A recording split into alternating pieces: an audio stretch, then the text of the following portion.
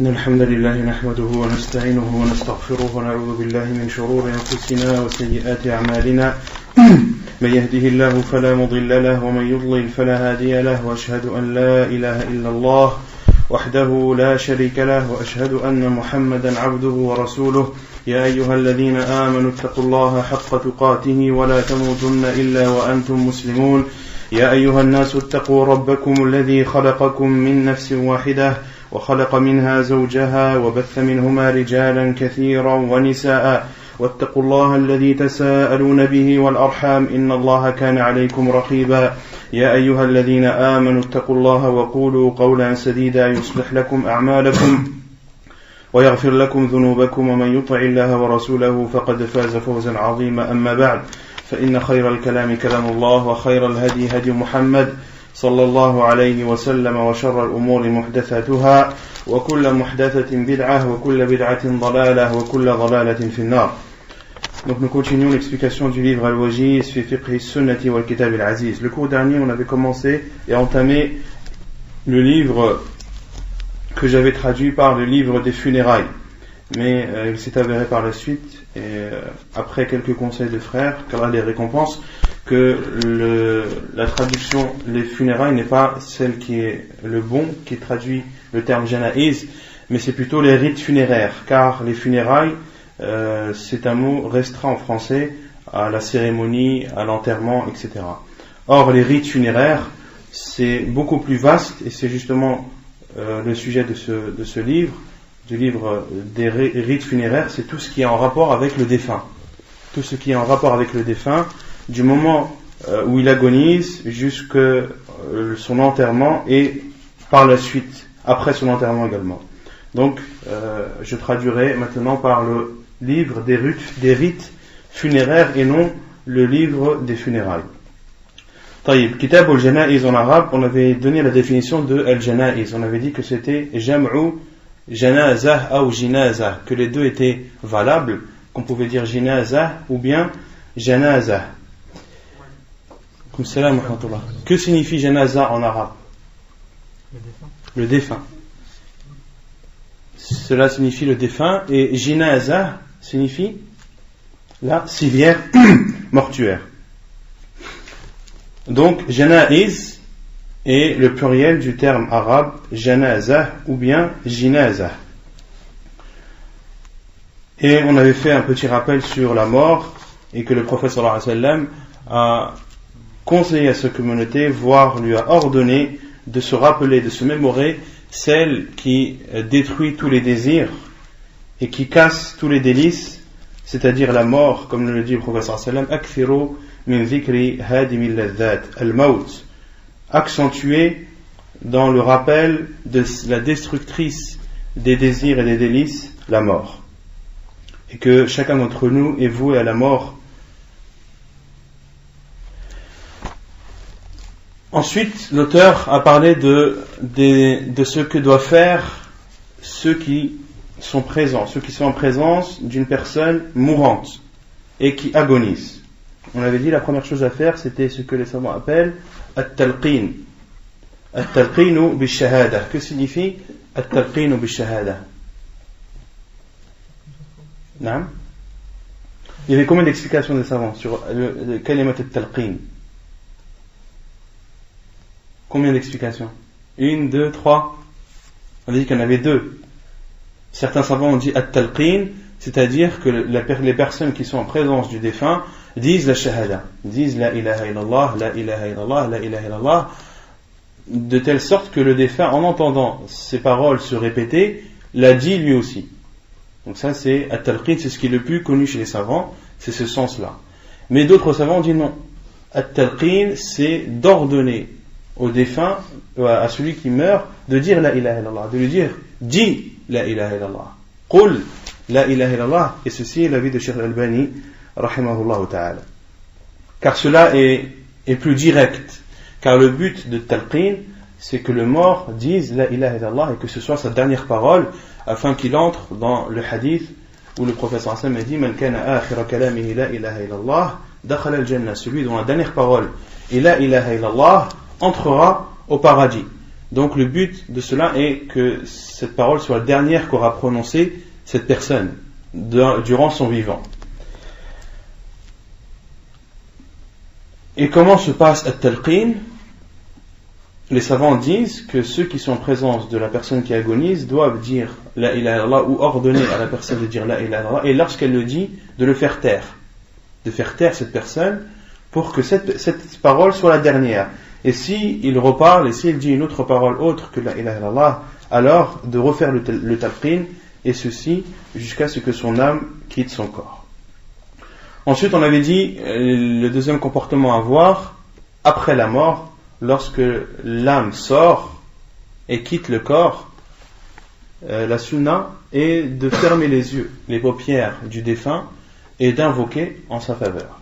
De fermer les yeux du défunt et d'invoquer en sa faveur, comme l'a fait le prophète sallallahu alayhi wa sallam lorsqu'il est rentré chez Abu Salama radiyallahu anhu, et le prophète sallallahu alayhi wa sallam l'a vu les yeux grands ouverts, dirigés vers le ciel. Et le prophète sallallahu alayhi wa sallam a dit dans un autre hadith, ou même dans ce hadith-là, que lorsque l'âme sort, tabi'ahu al-basar, la vue ou le regard le suit cette âme-là. C'est pour ça que vous voyez beaucoup de personnes, lorsqu'elles meurent, elles ont leur regard dirigé vers le ciel, vers un endroit élevé. Et le prophète sallallahu alayhi wa sallam a dit la tad'u ala anfusikum, nous a interdit de faire des invocations contre nous pendant ce moment bien précis, car le prophète sallallahu alayhi wa sallam nous a informé que les anges disent amin sur tout ce que tu dis, que ce soit en ta faveur ou que ce soit contre toi, ou que ce soit en la faveur du défunt ou contre le défunt. Donc lorsque la personne meurt et que son âme quitte son corps, ne dit que du bien. Et le meilleur bien que tu puisses dire, ce sont des invocations en la faveur de cette personne décédée, comme l'a fait le prophète sallallahu alayhi wa sallam à Abu Salama radiyallahu anhu. Le prophète sallallahu alayhi wa sallam a invoqué en sa faveur et lui a dit Allahumma aghfir li Abi Salama warfa' darajatahu fil mahdiyyin wa khlufuhu fi aqibihi fil ghabirin waghfir lana wa lahu ya rabbal alamin wafsah lahu fi qabrihi wa nawwir lahu fihi. Ensuite, la sunna du prophète sallallahu alayhi wa sallam, c'est également de recouvrir le défunt, de le couvrir d'un vêtement ou d'un drap. Car Aïcha radhiyallahu anha rapporte que lorsque le prophète sallallahu alayhi wa sallam est décédé, il a été recouvert de vêtements qu'il aimait, biburdin wa hibara. Ensuite, la sunna du prophète sallallahu alayhi wa sallam, c'est également de s'empresser, de laver et de prier sur la personne défunte. Comme ça, j'ai vu sur un livre qui était en fait qui parlait d'Arkam Janaza, il disait trois draps. Trois draps? Ouais. Non, ça c'est le kafan, on verra. Et là, le fait de couvrir le mort, c'est après sa mort, juste après qu'il décède, de recouvrir son corps, de ne pas le laisser nu. Après, le fait de le recouvrir du kafan, du linceul, de trois étoffes de linceul, ça vient après. Ça c'est lorsqu'on l'a lavé, qu'on le met dans son linceul, on verra comment mettre un mort dans son linceul, et ensuite de l'enterrer. Mais là on parle de lorsqu'il décède, de le recouvrir, de ne pas le laisser découvert. Donc de s'empresser de le laver et de prier sur lui, comme le dit le prophète sallallahu alayhi wa sallam, asri'u bil janaza, empressez-vous avec la janaza, car le prophète sallallahu alayhi wa sallam a dit si c'est une personne pieuse et vertueuse, alors c'est un bien que vous lui offrirez, et si cette personne décédée était une personne mauvaise et pervers, alors c'est un mal dont vous vous débarrasserez. Dans tous les cas, il faut s'empresser de laver et de prier sur une personne. Ensuite, on avait dit aussi que lorsque la personne décède, que ses proches doivent rembourser ses dettes de son argent. Que ses proches doivent rembourser ses dettes de son argent. Et d'avoir des dettes, c'est quelque chose de très grave. Celui qui a des dettes et qui n'a pas la possibilité, et qui a la possibilité de les rembourser mais ne le fait pas, fait une chose de grave. D'accord ? quant à celui qui n'a pas la possibilité de rembourser ses dettes, celui qui a prêté l'argent doit être compréhensif. Comme l'a dit Allah subhanahu wa ta'ala, فَنَظِرَةٌ إِلَى مَيْسَرَةٍ. Attendez au lendemain. D'accord? Une personne qui t'a prêté de l'argent, tu sais qu'elle est en difficulté, il faut être compréhensif. Il faut être compréhensif et être clémente envers cette personne. وَأَن تَعْفُوا أَقْرَبُ لِلتَّقْوَى. Et de lui pardonner et d'effacer sa dette, c'est plus proche de la piété. D'accord? Si tu as la possibilité d'effacer la dette de quelqu'un à qui tu as prêté de l'argent, tu sais qu'il est en difficulté et tu sais qu'il aura beaucoup de mal à rembourser sa dette ou qu'en remboursant sa dette, ça lui portera préjudice, la meilleure des choses à faire pour toi, c'est de lui pardonner, d'effacer, de lui dire c'est bon, l'argent que je t'ai prêté, tu peux le garder. D'accord? Ou bien de lui dire si ce n'est pas grave, dès que tu auras la possibilité de le rembourser, alors rembourse. Ainsi doivent être les musulmans entre eux, doivent s'entraider, et c'est aussi ça la fraternité entre les musulmans.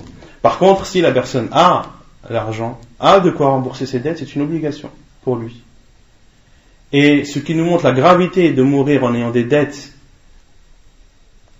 et durant le vivant ayant la possibilité de les rembourser, c'est les hadiths qu'on a vus la dernière fois où le prophète sallallahu alayhi wa sallam, lorsque l'on l'a appelé pour qu'il prie sur une personne défunte, le prophète sallallahu alayhi wa sallam, la première chose qu'il a demandé, c'est est-ce que votre compagnon a des dettes? Ils ont dit oui, au envoyé d'Allah, il a 2 dinars. Le prophète sallallahu alayhi wa sallam a fait marche arrière. Et dans d'autres versions du hadith, le prophète sallallahu alayhi wa sallam a dit sallu ala sahibikum, priez sur votre compagnon. Priez-vous, en tout cas moi je ne prierai pas sur lui. D'accord?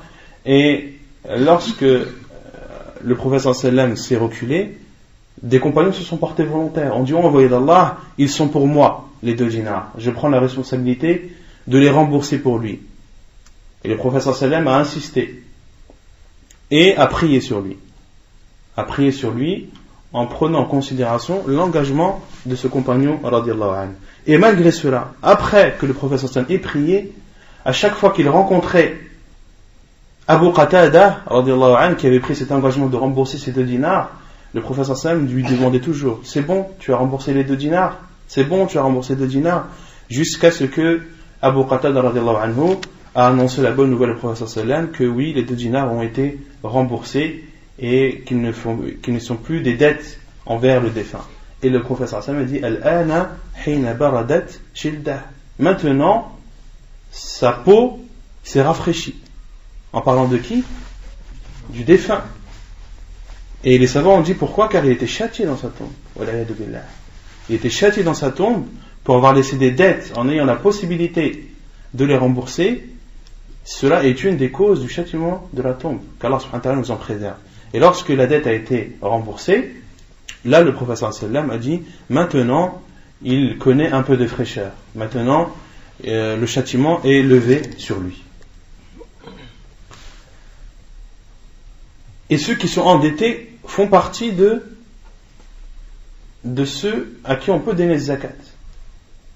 Wal gharimin, ceux qui ont des dettes font partie de ceux à qui on peut donner zakat. Un musulman qui a des difficultés, qui est surendetté, toi qui as le devoir de sortir ta zakat, tu peux le donner à cette personne pour l'aider à combler ses dettes.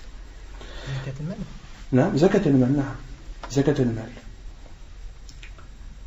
Ensuite, on a parlé de ce qui est autorisé à faire pour ceux qui sont en présence de la personne défunte. On avait dit qu'il était autorisé de découvrir son visage et de l'embrasser. Qu'il est autorisé de découvrir son visage et de l'embrasser comme l'a fait le prophète sallallahu alayhi wa sallam avec Uthman ibn Mad'un. On avait dit Uthman ibn Mad'un, c'était qui?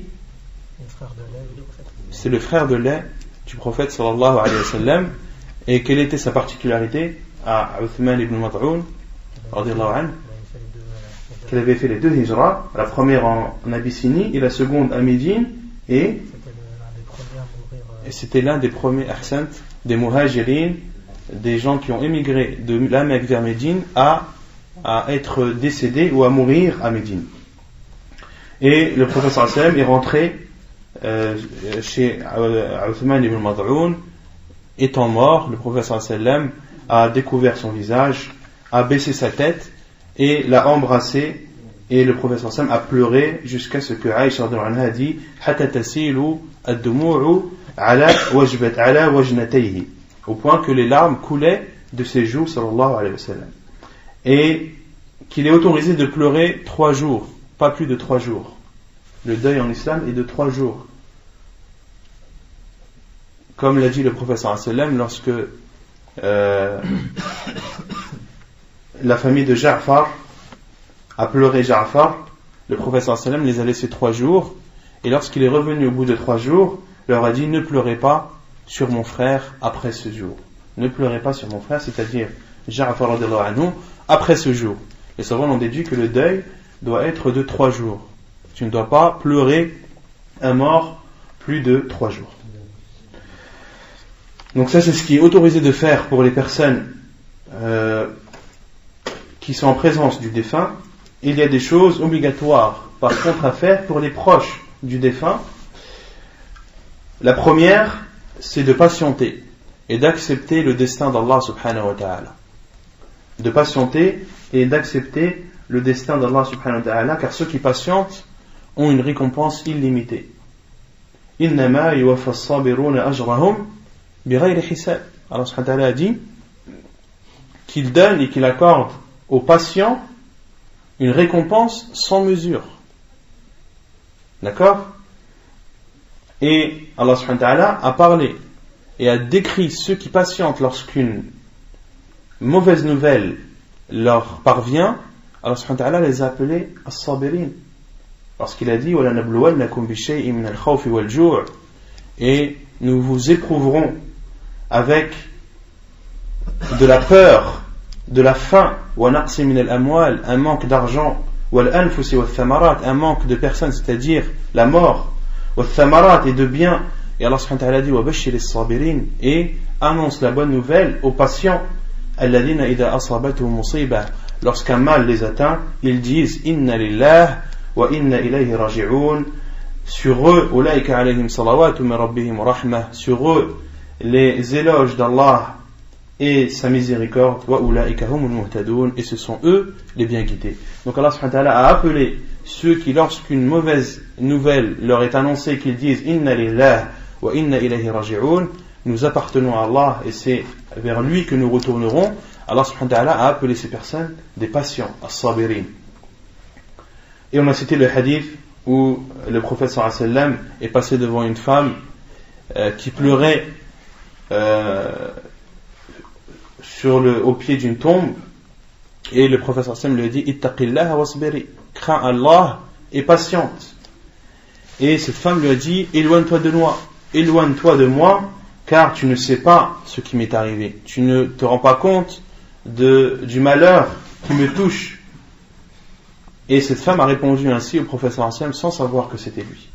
Et lorsqu'elle a été informée que c'était le prophète sallallahu alayhi wa sallam qui était venu et qui lui avait dit crains Allah et patiente, elle a eu beaucoup de remords. Et c'est là où le prophète sallallahu alayhi wa sallam lui a dit inna as-sabra inda awwali as-sadmah, que la patience qui est demandée aux croyants, c'est lorsque la mauvaise nouvelle lui est annoncée, les quelques secondes et quelques minutes qui suivent la mauvaise nouvelle. C'est là où la récompense et plutôt la patience est la plus récompensée. Et on avait parlé aussi de la particularité de celui dont 3 enfants ou 2 meurent, qu'Allah subhanahu wa ta'ala a dit que ces enfants, que le prophète sallallahu alayhi wa sallam a dit que ces enfants seront pour eux un voile et un obstacle contre le feu. Un homme ou une femme qui perd 3 enfants ou qui perd 2 enfants et qui patiente, eh bien ces enfants seront pour lui, incha'Allah, un obstacle contre l'enfer. Et la deuxième chose qui est demandée obligatoirement aux proches du défunt, c'est at-tarji', al-istirja', c'est de dire inna lillah wa inna ilayhi raji'un, de dire nous appartenons à Allah et c'est vers lui que nous retournerons, comme le dit Allah subhanahu wa ta'ala dans le verset précédemment cité.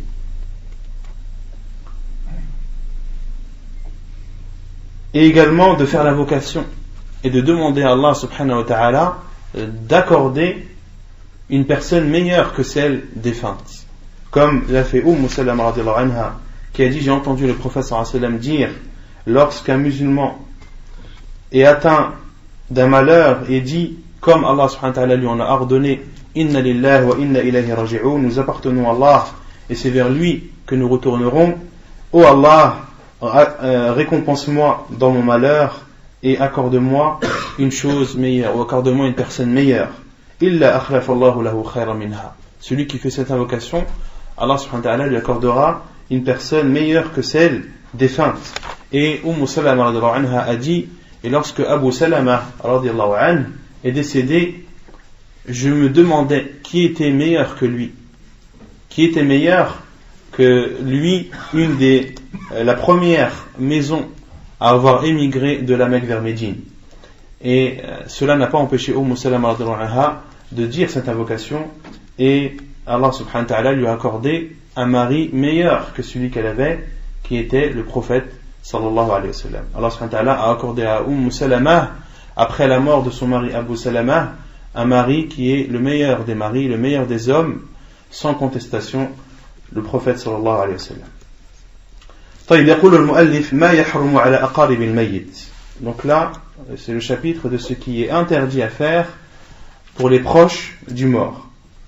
أولا النياحة عن أبي مالك الأشعري أن النبي صلى الله عليه وسلم قال 4 في أمتي من أمور الجاهلية لا يتركونهن الفخر في الأحساب والطعن في الأنساب والاستسقاء بالنجوم والنياحة وقال النائحة إذا لم تتب قبل موتها تقام يوم القيامة وعليها سربال من قطران وذرع من جرب حديث صحيح رواه مسلم. Ce qui est interdit à faire pour les proches du défunt, premièrement, an-niyaha. An-niyaha, c'est-à-dire de pleurer en émettant, en faisant du bruit, presque un hurlement, et les savants disent en faisant un bruit semblable au roucoulement des pigeons, le bruit que fait un pigeon lorsqu'il crie. C'est cela an-niyaha, c'est de pleurer et que cela fasse beaucoup de bruit. Pourquoi cela est interdit? Car une personne qui pleure de la sorte montre son désagrément et montre qu'elle n'est pas d'accord avec ce qu'Allah subhanahu wa ta'ala lui a décrété.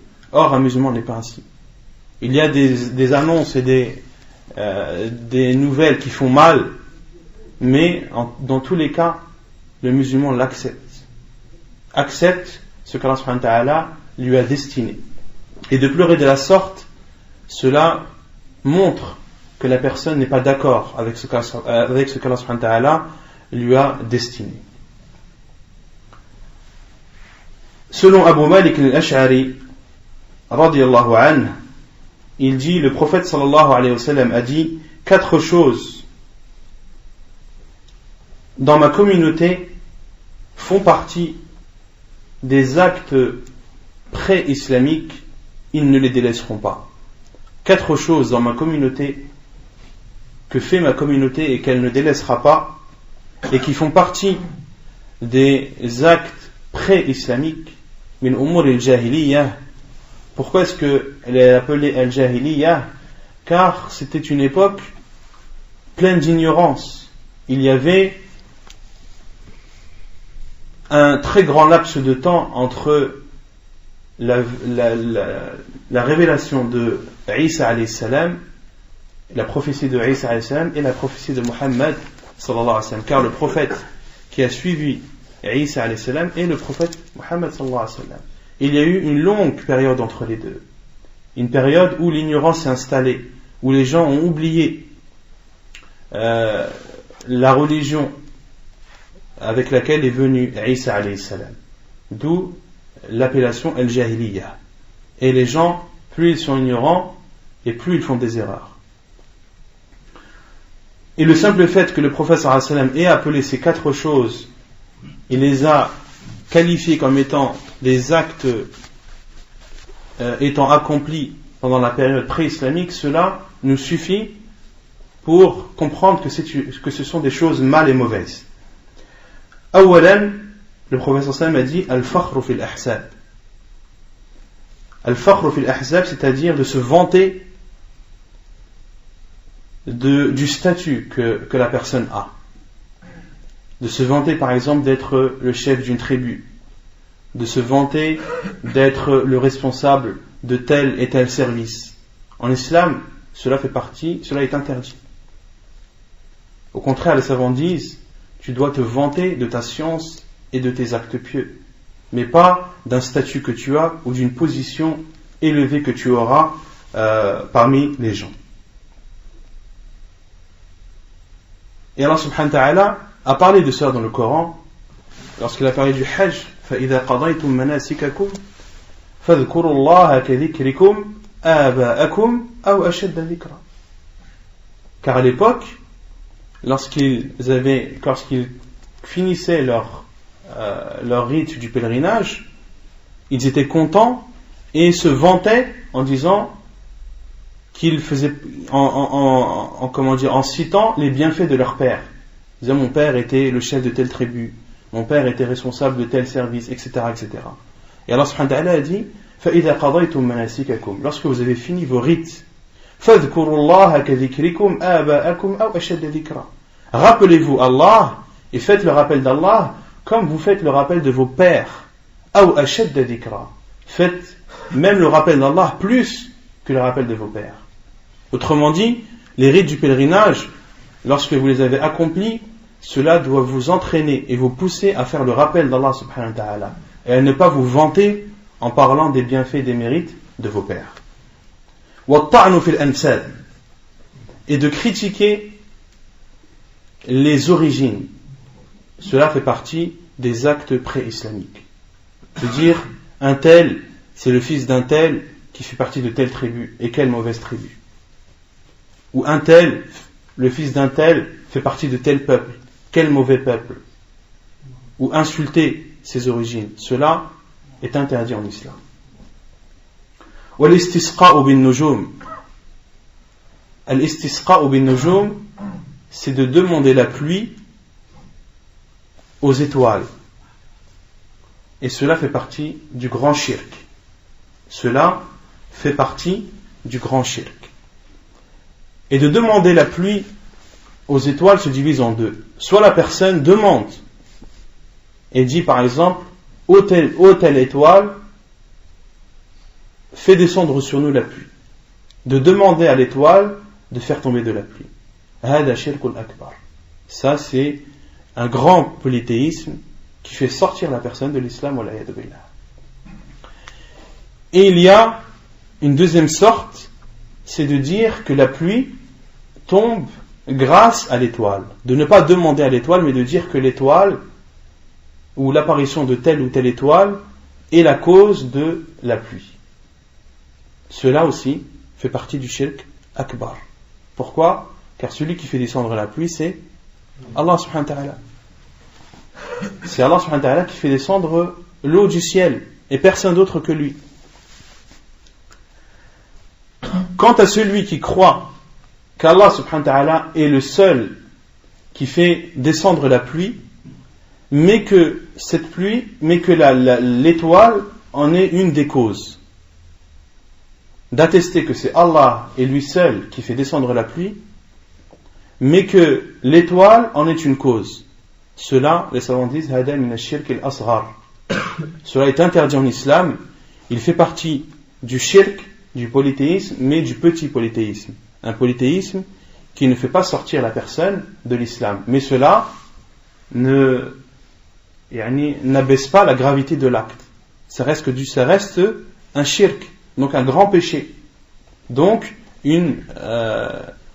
un repentir qui doit obligatoirement être fait. Et il y a le quatrième cas qui lui est autorisé, c'est de dire que la pluie est tombée car tel étoile est apparue. Mais que la pluie n'est pas tombée parce que l'étoile est apparue, mais parce que lorsque telle ou telle étoile apparaît, elle apparaît pendant un moment ou une saison de pluie. D'accord ? Donc dire que la pluie tombe car telle étoile est apparue, et cette étoile lorsqu'elle apparaît, eh bien elle apparaît pendant les saisons de pluie. Donc cela est compréhensible. Mais en aucun cas, l'étoile a une influence sur la pluie. En aucun cas. Les étoiles n'ont aucune influence ni sur la pluie, ni sur la vie de la personne. Et de cela, vous comprendrez que l'astrologie en islam fait partie du shirk. Car l'astrologie est basée sur les étoiles. Que le signe astrologique de chaque personne, eh bien, cela a une influence sur sa vie, sur le mal ou le bien qui pourrait lui arriver. Cela en islam est faux.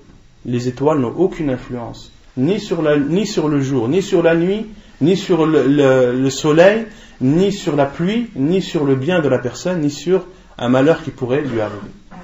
Les étoiles n'ont aucune influence sur cela, et on avait déjà cité les étoiles qu'Allah subhanahu wa ta'ala les avait créées pour plusieurs choses. La première, c'est pour protéger le ciel des djinns qui voudraient écouter akhbar as-sama, les informations qui se disent dans les cieux. On avait dit aussi que les étoiles étaient un moyen de s'orienter, wa bin najmi hum yahtadun, comme Allah subhanahu wa ta'ala a dit, et grâce aux étoiles ils se guident, ils se dirigent, ils s'orientent. Et la troisième cause, c'est que c'est un embellissement pour le ciel, que les étoiles embellissent le ciel. C'est tout. Les étoiles, voilà leur fonction, et il n'y en a pas une quatrième. Elles n'ont aucune influence sur la vie de la personne. Wan-niyaha, et le prophète sallallahu alayhi wa sallam a dit la quatrième chose, an-niyaha, qui est de pleurer en faisant du bruit. Cela est interdit en islam et fait partie des actes pré-islamiques. Et le prophète sallallahu alayhi wa sallam a dit an-na'iha, c'est-à-dire la femme qui pleure de façon excessive en faisant du bruit, beaucoup de bruit. Le prophète sallallahu alayhi wa sallam a dit an-na'iha, la femme. Pourquoi est-ce que le prophète sallallahu alayhi wa sallam a dit la femme? Car le plus souvent, an-niyaha, ces pleurs sont faits par les femmes. Mais un homme qui ferait un pleur de cette façon entrerait également dans l'interdiction. Ce n'est pas un jugement propre aux femmes, mais le prophète sallallahu alayhi wa sallam a dit an-na'iha, la femme qui pleure ainsi, car ce sont les femmes qui le plus souvent font ainsi. An-na'iha, le prophète sallallahu alayhi wa sallam a dit idha lam tatub qabla mawtiha, si elle ne se repent pas avant sa mort, elle sera debout le jour du jugement, wa alayha sirbalun min qatiran, elle aura des vêtements de goudron, elle portera des vêtements de goudron, wa dir'un min jarab, et un vêtement, ad-dir' c'est un vêtement propre à la femme, min jarab, al-jarab c'est la maladie connue qui connaît la gale. Vous connaissez tous la gale, une maladie qui atteint la peau.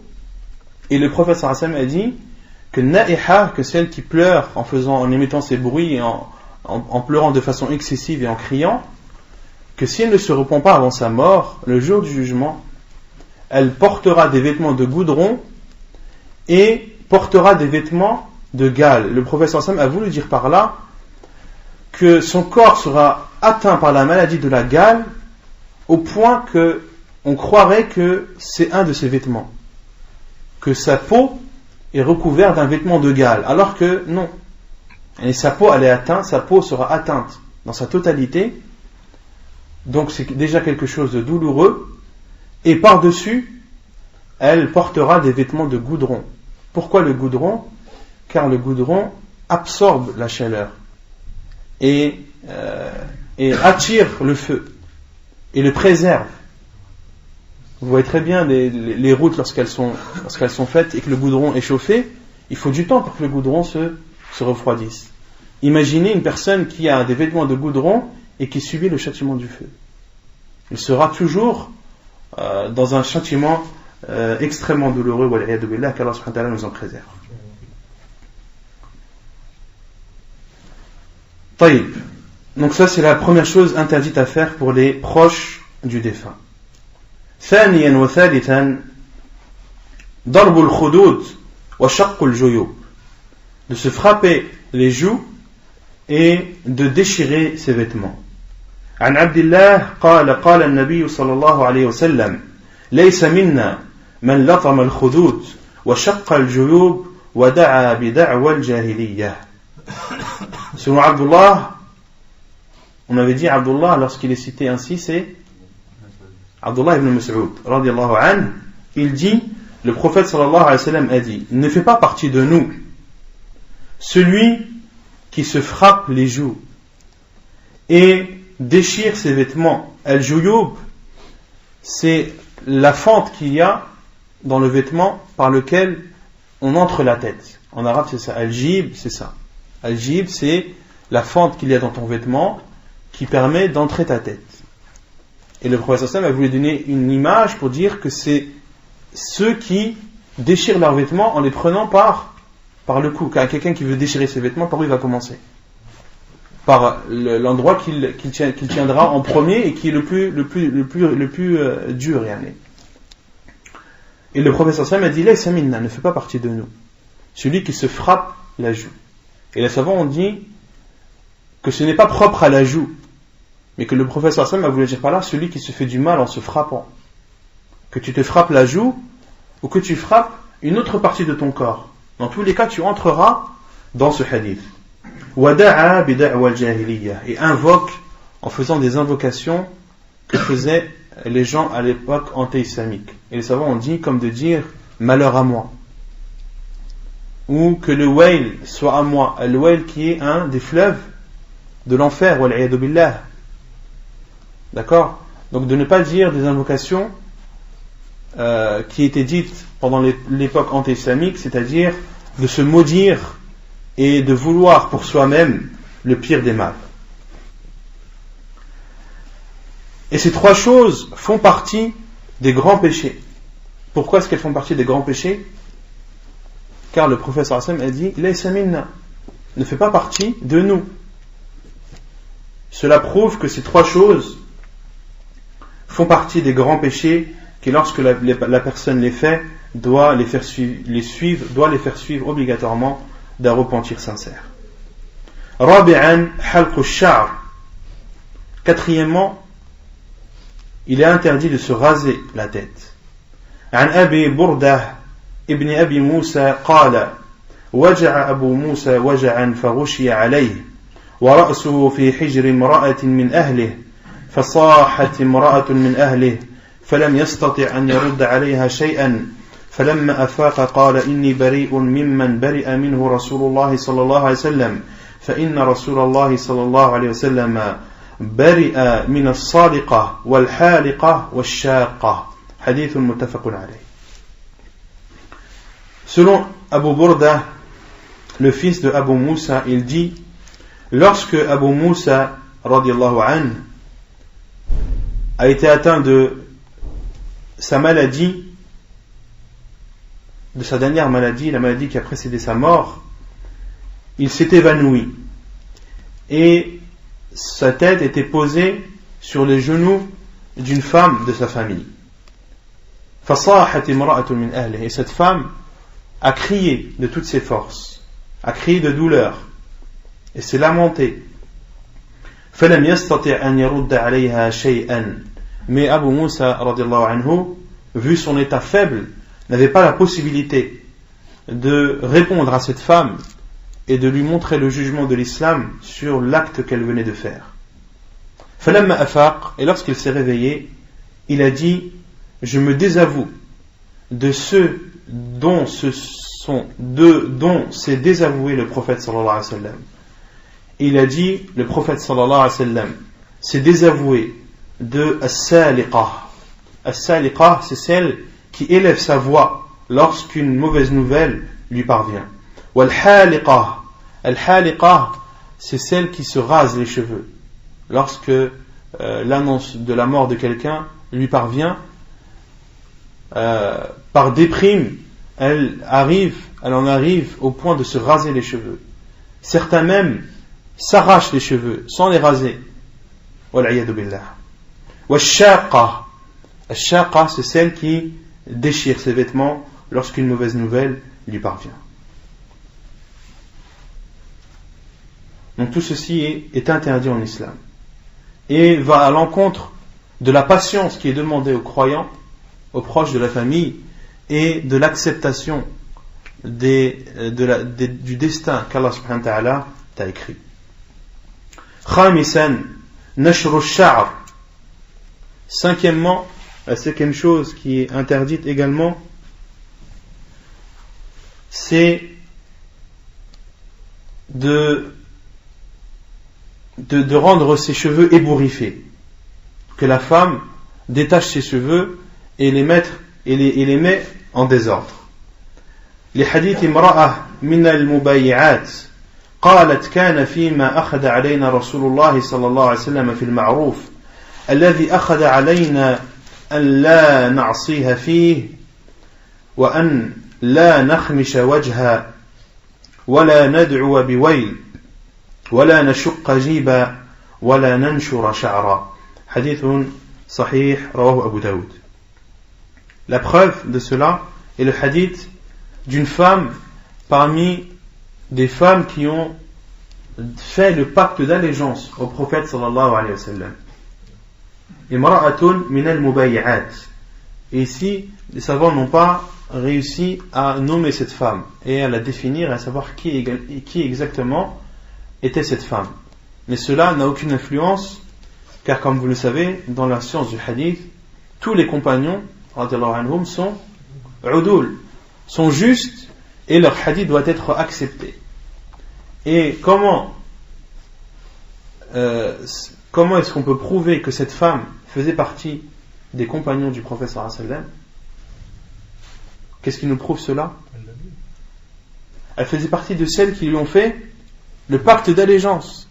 Ceux qui rapportent le hadith? Non. Ceux qui rapportent le hadith? Non. Les hadiths imra'a min al-mubay'at. Une femme parmi celles qui ont fait le pacte d'allégeance au prophète sallallahu alayhi wa sallam. Et quelle est la définition d'un compagnon? Comment est-ce qu'on reconnaît un compagnon? Comment est-ce qu'on sait qu'une personne est un compagnon du prophète sallallahu alayhi wa sallam? Non. C'est quelqu'un qui est mort avec la croyance du prophète. Il y a deux conditions pour qu'une personne soit compagnon. La première, c'est d'avoir rencontré le prophète sallallahu alayhi wa sallam, et la deuxième qui est d'avoir cru en lui. Et la première, c'est une condition dans tous les actes, que la personne déjà soit musulmane, bien sûr, mais qu'elle ait rencontré le prophète sallallahu alayhi wa sallam et qu'elle ait cru en lui. Ce sont les deux conditions. Une personne qui a cru au prophète sallallahu alayhi wa sallam durant son vivant mais ne l'a jamais rencontré ne fait pas partie de ses compagnons. Une personne qui l'a rencontré mais n'a pas cru en lui ne fait pas partie de ses compagnons. Mais celui qui l'a rencontré et a cru en lui fait partie des compagnons du prophète sallallahu alayhi wa sallam. Et cette femme qui a fait le pacte d'allégeance au prophète sallallahu alayhi wa sallam, pour faire le pacte d'allégeance, il faut rencontrer la personne. Et on ne peut pas faire le pacte d'allégeance à une personne en qui on ne croit pas. Donc cette femme faisait partie des sahabiyat radiyallahu anha. Donc elle a dit les choses parmi lesquelles les choses de bien que nous demandait le prophète sallallahu alayhi wa sallam, autrement dit que nous demandait le prophète sallallahu alayhi wa sallam au moment du pacte d'allégeance. Les choses dont le prophète sallallahu alayhi wa sallam nous demandait de respecter et de ne pas trahir. Elle dit la nakhmisha wajha, de ne pas nous griffer le visage, de ne pas frapper le visage. Autrement dit, lorsqu'une mauvaise nouvelle arrive, wala nad'u biwayl, et de ne pas invoquer le malheur sur nous, wala nashqa jiba, et de ne pas déchirer les vêtements, wa alla nanshura sha'ra, et de ne pas défaire les cheveux et les mettre dans un sale état. Donc le prophète sallallahu alayhi wa sallam demandait aux femmes qui venaient lui faire un pacte d'allégeance de respecter cela et de ne pas wa alla na'siha fihi, et de ne pas lui désobéir dans cela.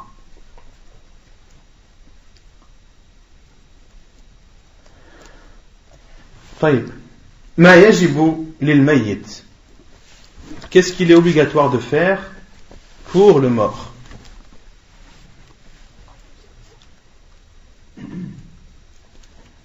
ويجب للميت على من حضره من أهله أو غيرهم 4 أمور غسله وتكفينه والصلاة عليه ودفنه. Il est obligatoire pour ceux qui sont en présence du mort ou de sa famille ou d'autres personnes, il y a 4 choses à faire vis-à-vis du mort.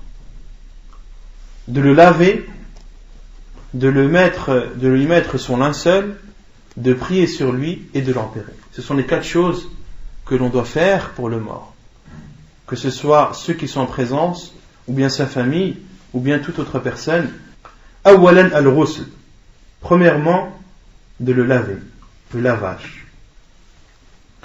ووجوبه مأخوذ من أمر النبي صلى الله عليه وسلم في غير ما حديث. Et l'obligation de laver le mort est pris et déduit dans beaucoup de hadiths. أولا قوله صلى الله عليه وسلم في المحرم الذي وقصته ناقته. Vous avez vu ناقته? Parce que ceux qui ont la première édition de l'Oajiz n'ont pas ناقته. Il n'a pas. وقصته ناقته واغسلوه بماء وسدر. La preuve qu'il est obligatoire de laver le mort, comme l'a dit l'auteur, les preuves sont multiples dans beaucoup de hadiths du prophète sallallahu alayhi wa sallam. Et il en cite ici 2 à titre d'exemple. Le premier hadith qui nous prouve qu'il est obligatoire de laver le mort, c'est la parole du prophète sallallahu alayhi wa sallam. Lorsque cet homme qui était en état de sacralisation, en état d'ihram, et qui est tombé de sa chamelle, et par la suite son cou s'est brisé et est mort, le prophète sallallahu alayhi wa sallam a dit وَغْسِلُوهُ بِمَاءٍ وَسِدْرٍ. Lavez-le avec de l'eau et du cidre. Du cidre qui est le jujubier, autrement dit les feuilles du jujubier. Hadith authentique rapporté par Al-Bukhari et Muslim. Et cet homme était en état de sacralisation, en état d'ihram. Et ceci a lieu durant Hajjatul Wada', durant le pèlerinage, le seul pèlerinage qu'a accompli le prophète sallallahu alayhi wa sallam. Et le prophète sallallahu alayhi wa sallam a accompli ce pèlerinage dans la fin de sa vie. Et c'est dans la fin de sa vie qu'il a dit Irsiluhu warsiluhu bima'in wasid. Lavez-le. Cela nous prouve que c'est une obligation et que cette obligation n'a pas été abrogée par la suite. Car le prophète sallallahu alayhi wa sallam l'a dit dans les derniers mois de sa vie. Sallallahu alayhi wa sallam. Et cet homme est mort le jour de Arafah. Et de ce hadith, on en déduit beaucoup de choses. Premièrement, qu'il est autorisé de demander ou de poser des questions aux savants, même le jour de Arafah. Car cet homme, lorsqu'il est tombé de sa chamelle et qu'il est décédé par la suite, les compagnons du prophète sallallahu alayhi wa sallam sont partis le voir et lui ont informé qu'un homme est tombé et qu'il est mort en état d'ihram. C'est une chose inconnue à l'époque. Les compagnons n'avaient pas l'habitude qu'un homme en état d'ihram meurt. Comment est-ce qu'on fait? Est-ce qu'on le lave comme on lave les autres? Comment est-ce qu'on doit réagir face à lui? Est-ce que nous, qui sommes en état d'ihram, avons le droit de le laver, etc. Ils se sont empressés pour aller demander au prophète sallallahu alayhi wa sallam. Et le prophète sallallahu alayhi wa sallam leur a répondu. Il leur a dit Irsiluhu bima'in wa sidr wa kaffinuhu fi thawbayh. Lavez-le avec de l'eau et du jujubier ou la plante du jujubier. Wa kaffinuhu fi thawbayh. Et le prophète sallallahu alayhi wa sallam a dit et prenez comme linceul ces 2 vêtements qui sont al-rida et al-izar, les 2 vêtements que porte la personne qui est en état de ihram, les 2 étoffes blanches. Et dans d'autres hadiths, le prophète sallallahu alayhi wa sallam a dit et abstenez-vous de le parfumer et ne lui couvrez pas sa tête فَإِنَّهُ يُبْعَثُ يَوْمَ الْقِيَامَةِ مُلَبِّيًا, car il sera ressuscité le jour du jugement en faisant at-talbiya, en disant labbaik Allahumma labbaik, labbaik la sharika laka labbaik, ila akhir at-talbiya. Donc dans ce hadith, il y a déjà l'autorisation de poser la question aux savants même le jour de Arafat. Car certains disent non, le jour de Arafat, c'est un jour qui doit entièrement être consacré au dhikr et à l'invocation, et il n'est pas autorisé de poser des questions aux savants ou de parler de science. Cela est faux. Le prophète sallallahu alayhi wa sallam a même parlé de science. Il a répondu à la question qui lui a été posée. Et si cela était interdit, le prophète sallallahu alayhi wa sallam n'aurait pas délaissé le rappel d'Allah et l'invocation pour répondre à une question. Il aurait dit non, aujourd'hui c'est le jour d'Arafat, il n'y a pas de science le jour d'Arafat, il n'y a que du dhikr. Non. On en déduit aussi de ce hadith qu'il est obligatoire de laver le mort, car le prophète sallallahu alayhi wa sallam a dit warsiluhu, et lavez-le. Et lorsque le prophète sallallahu alayhi wa sallam ordonne une chose, c'est qu'elle est obligatoire jusqu'à la preuve du contraire. Et le prophète sallallahu alayhi wa sallam a dit irsiluhu bima'in wa sidr, lavez-le avec de l'eau mélangée à des plantes de jujubier. Et les savants ont dit que s'il n'y a pas d'eau, le mort ne doit pas être, on ne doit pas lui faire le tayammum. Car certains savants disent que s'il n'y a pas d'eau, de faire le tayammum. Cela est faux. Car le but de laver le mort, c'est de le purifier, de le laver. Ce n'est pas comme Rusul Ibada, comme le fait par exemple de faire le grand lavage du vendredi. D'accord ? Le fait de faire le grand lavage du vendredi, on peut très bien le faire en étant propre. Le but c'est d'adorer Allah subhanahu wa ta'ala. Ce lavage est une forme d'adoration d'Allah subhanahu wa ta'ala. Et c'est lorsque on ne peut pas faire les ablutions ou le grand lavage qui est justement une forme d'adoration que l'on fait le tayammum lorsqu'il n'y a pas d'eau. D'accord ? Mais de laver un mort, on le lave pour enlever la saleté, pour le purifier. Et c'est pour cela que le prophète sallallahu alayhi wa sallam a dit, on verra par la suite, aux femmes qui ont lavé une de ses filles, radiyallahu anha, le prophète sallallahu alayhi wa sallam a dit à ces femmes qui l'ont lavée, lavez-la 3 fois, 5 fois, 7 fois, et même plus si vous en éprouvez la nécessité. Or toi, lorsque tu fais un lavage, quand tu fais le ghusl du vendredi par exemple, le lavage du vendredi, est-ce que tu le fais 3 fois ? Non, 1 fois ça suffit. Car le but ce n'est pas de nettoyer. Or, de laver un mort, le but c'est de le nettoyer. Tu peux le nettoyer, le laver 11 fois s'il le faut, 15 fois s'il le faut, si cela est nécessaire. Par chiffre impair, excuse-moi. Par chiffre impair, on verra après la preuve de cela. Et on en déduit aussi de ce hadith que lorsque l'eau est mélangée à une chose pure, est-ce que cela influe sur cette eau ? Non. Le prophète sallallahu alayhi wa sallam a dit irsiluhu bima'in wa sidr, lavez-le avec de l'eau mélangée à du jujubier. Et lorsque l'eau est mélangée à du jujubier, sa couleur change, son odeur change, mais elle est changée par une chose qui est pure. Donc on peut laver le mort avec cette eau-là. On verra aussi que la sunna du prophète sallallahu alayhi wa sallam, c'est de mélanger l'eau avec laquelle on lave le mort pour la dernière fois, de la mélanger avec du camphre. Et on nous déduit de ce hadith également qu'il est autorisé à celui qui est en état de sacralisation de laver un mort. Parce que les compagnons du prophète sallallahu alayhi wa sallam qui sont venus lui demander, on avait dit que c'était quand ? Le jour de Arafat. Et le jour de Arafat, tous les gens sont en état de ihram. Et le prophète sallallahu alayhi wa sallam a dit irsiluhu, lavez-le. Autrement dit qu'il est autorisé à une personne en état de sacralisation de laver un mort.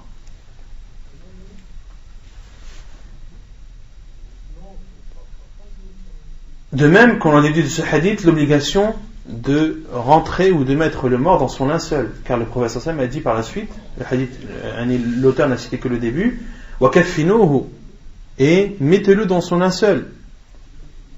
Donc cela nous prouve l'obligation de mettre le mort, le défunt, dans son linceul. Et on en déduit aussi de ce hadith que de laver un mort et de le mettre dans son linceul est une obligation pour une partie des musulmans et non pour l'ensemble des musulmans. Quelle est la preuve ?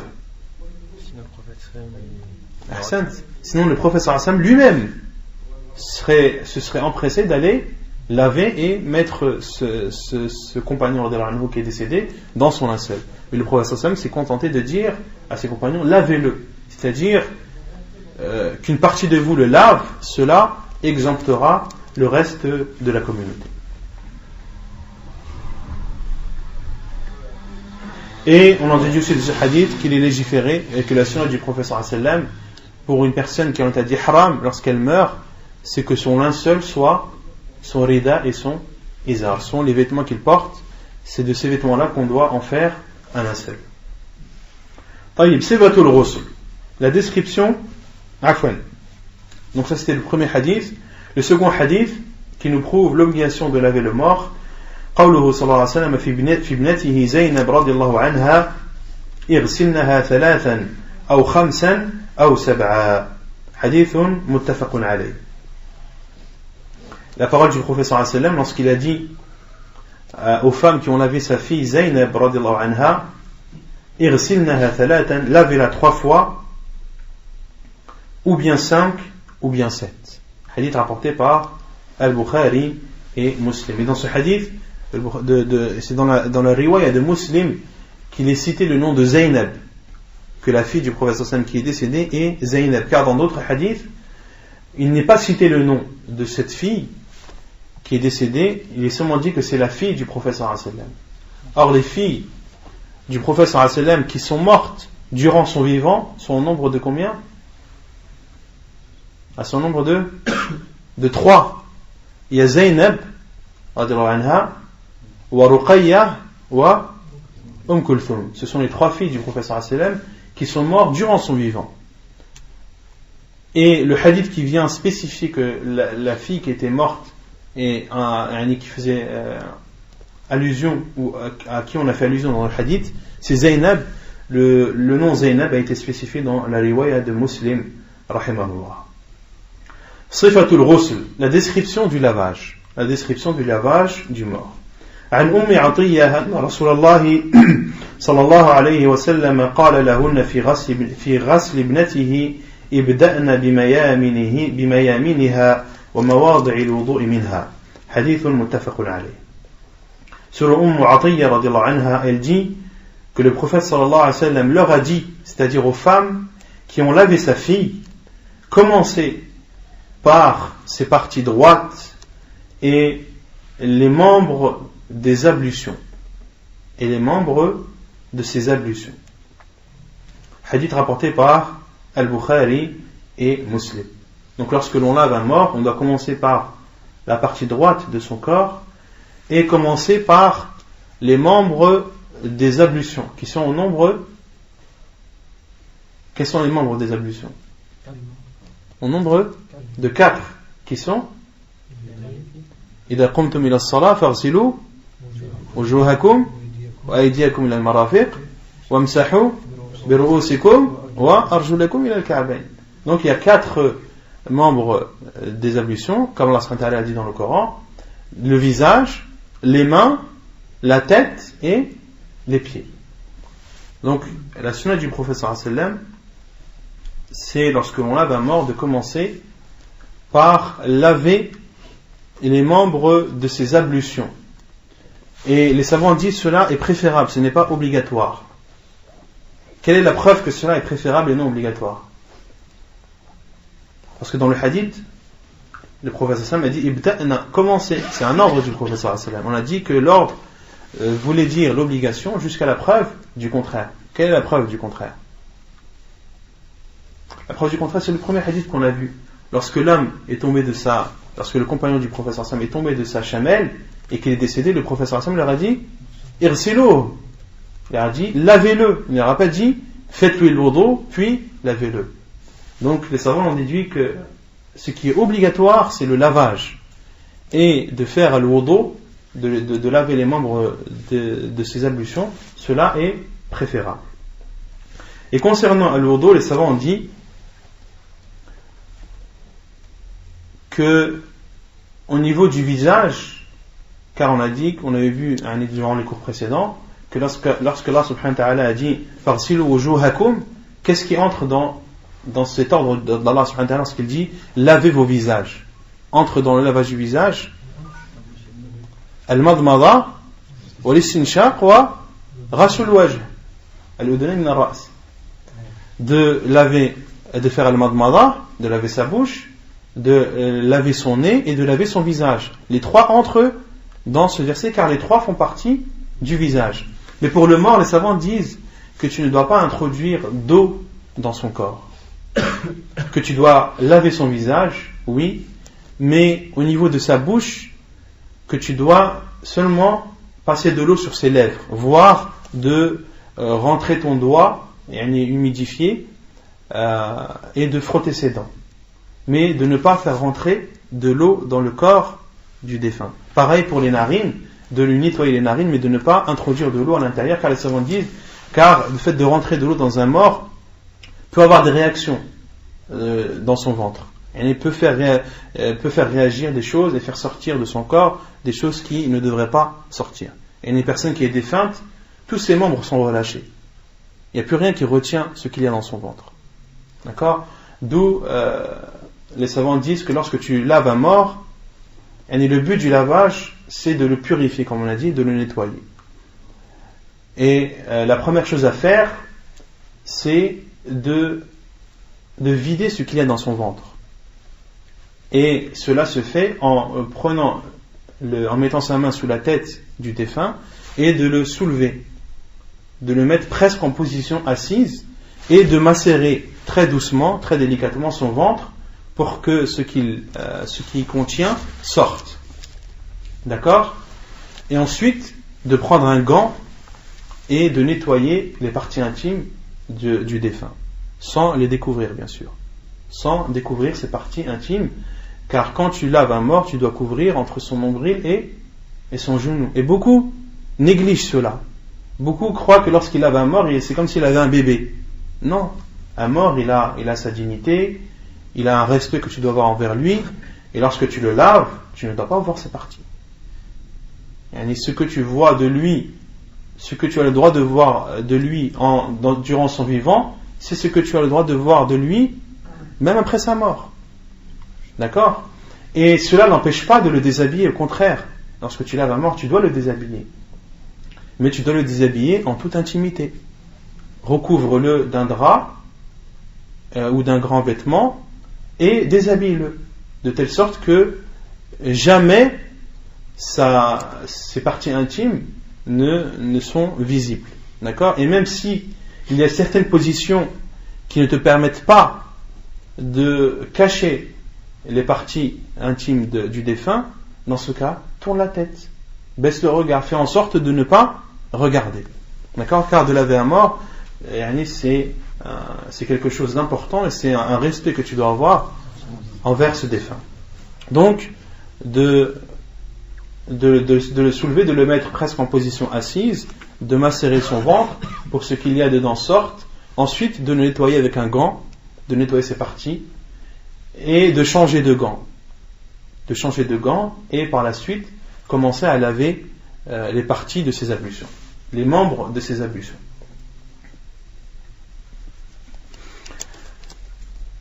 وعنها قالت Et selon Atiyya radiallahu anha, قالت دخل علينا النبي صلى الله عليه وسلم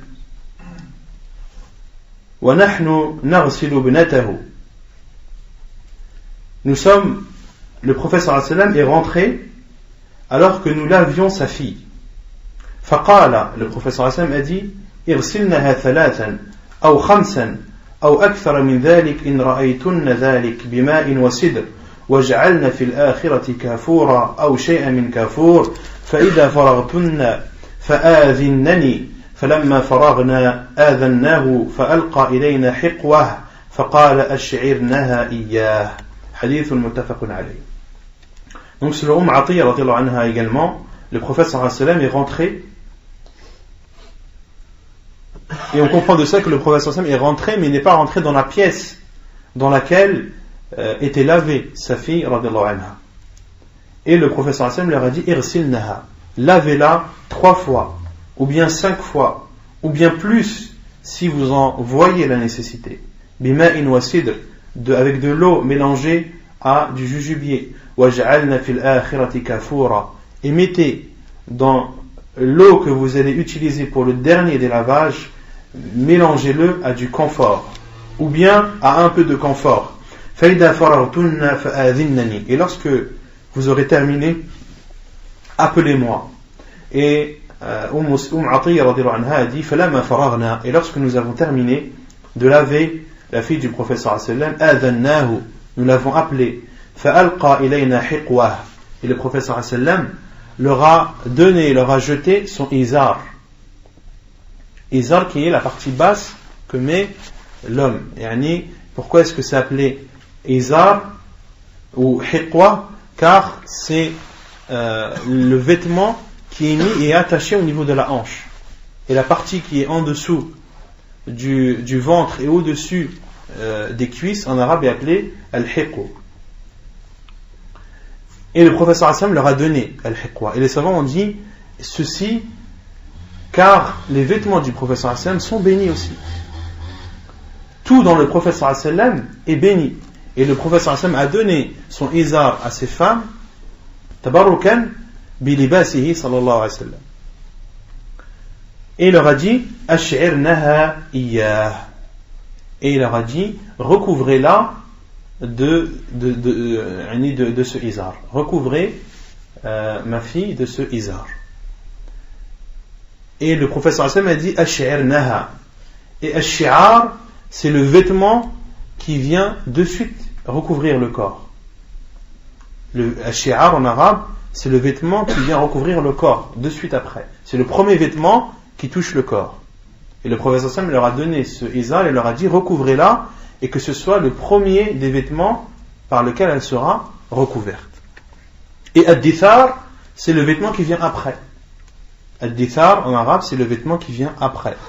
C'est pour cela que le prophète sallallahu alayhi wa sallam, durant la bataille de l'Hudaybiyah, lorsqu'il a parlé, il a dit al-ansaru shi'ar wal-nasu dithar, que les ansar, les gens de Médine, sont ash-shi'ar, sont le vêtement le plus proche, autrement dit sont les plus proches du prophète sallallahu alayhi wa sallam, wal-nasu dithar, et les gens après eux viennent après dans les mérites et dans l'importance.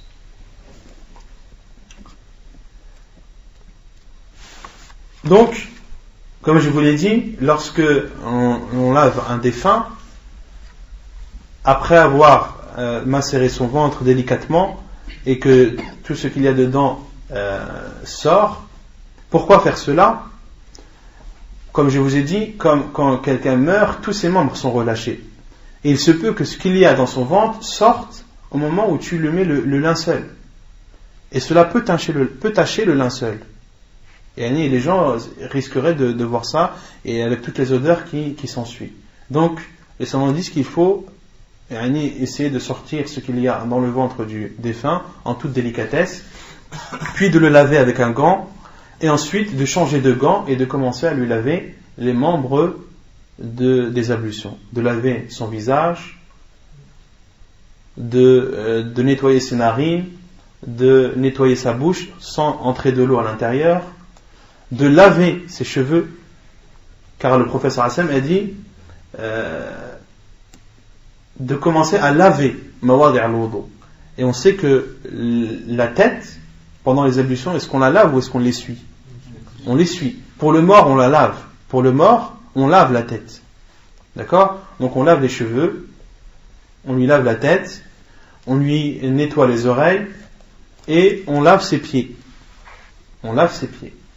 Et s'il y a besoin de nettoyer autre chose, alors il faut le faire. Si par exemple le défunt ne sait pas tailler la moustache, alors le mieux est de le faire, de lui tailler la moustache.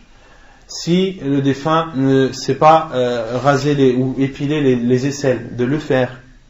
S'il ne sait pas couper les ongles, de lui couper les ongles. Le but de laver le mort, c'est qu'il soit le plus propre possible et le plus présentable possible.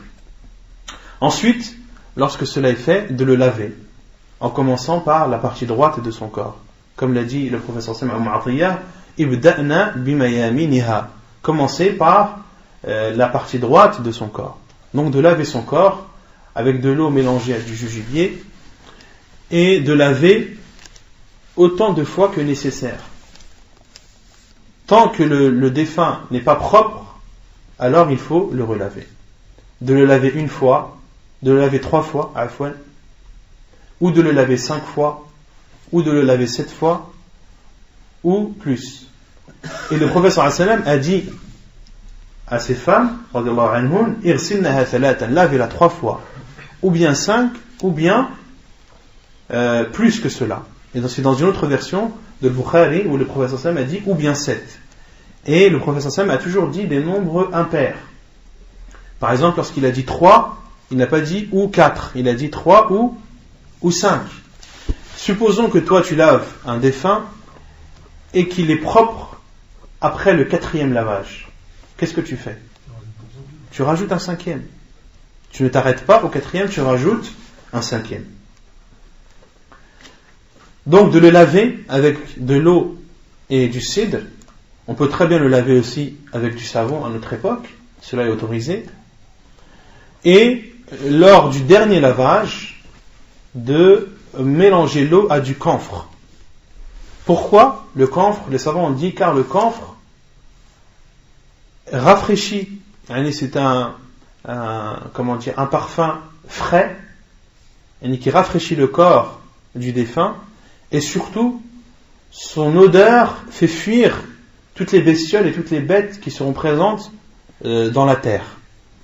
Le camphre, parmi ses particularités, c'est que son odeur fait fuir que ce soit les bêtes féroces ou bien les insectes présents dans les profondeurs de la terre.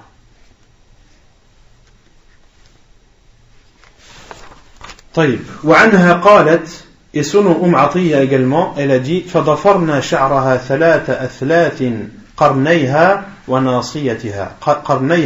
وناصيتها حديث متفق عليه وعنها قالت فضفرنا شعرها 3 قرون وألقيناها خلفها حديث كذلك رواه البخاري ومسلم.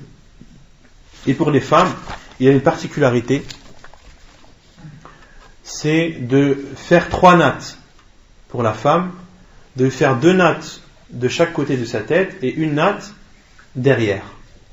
Comme cela est rapporté dans le hadith de Atiyya radhiyallahu anha, elle dit فَضَفَرْنَا شَعْرَهَا, et nous avons fait, c'est-à-dire avec les cheveux de Zaynab, la fille du prophète sallallahu alayhi wa sallam, nous avons fait de ses cheveux 3 nattes, قَرْنَيْهَا وَنَاصِيَتَهَا, c'est-à-dire qarnayha, de part et d'autre de sa tête, de chaque côté de ses cheveux, une natte à droite, une natte à gauche et une natte de derrière. Et la sunna, c'est de rassembler ces 3 nattes et de les mettre derrière la tête de la défunte. Cela est prouvé dans l'autre hadith de Atiyya également, lorsqu'elle dit فَضَفَرْنَا شَعْرَهَا, nous avons fait avec ses cheveux 3 nattes, وَأَلْقَيْنَهَا خَلْفَهَا, et nous avons mis ces nattes, c'est-à-dire ces 3 nattes, derrière elle. Et nous avons fait ces 3 nattes derrière elle. Hadith rapporté par Al-Bukhari et Muslim. Ainsi se déroule le lavage du défunt. Et il faut respecter son intimité. Il faut le manipuler avec délicatesse, car le professeur Hassan a dit كسر عظم الميت حيا كسر عظم المسلم حيا ككسره ميتا. Celui qui brise l'os de son frère musulman en étant vivant, celui qui brise l'os de son frère décédé, c'est comme s'il lui avait brisé lors de son vivant. Il faut respecter le défunt, respecter son intimité, et malheureusement beaucoup négligent cela. Beaucoup font ça à la chaîne, ils font ça à la chaîne et n'ont aucun respect envers le défunt. Et d'où l'importance pour nous d'apprendre, de connaître la sunna du prophète sallallahu alayhi wa sallam en matière de lavage du mort, de ce qui est autorisé de faire, de ce qui n'est pas autorisé de faire. Par exemple, certains disent on doit obligatoirement laver le mort avec de l'eau chaude. Non, cela n'est pas vrai, pas obligatoirement. Si tu es amené à utiliser de l'eau chaude non de l'eau brûlante, on parle de l'eau chaude pour enlever certaines saletés, certaines impuretés du mort qui ont du mal à partir avec de l'eau froide, oui, utilise de l'eau chaude. Et sinon, la base, les savants disent que tu utilises de l'eau froide ou tiède, une eau qui est douce pour toi. Ce qui est doux pour toi sera doux pour le défunt également. ونكتفي بهذا القدر سبحانك اللهم وبحمدك أشهد أن لا إله إلا أنت أستغفرك وأتوب إليك.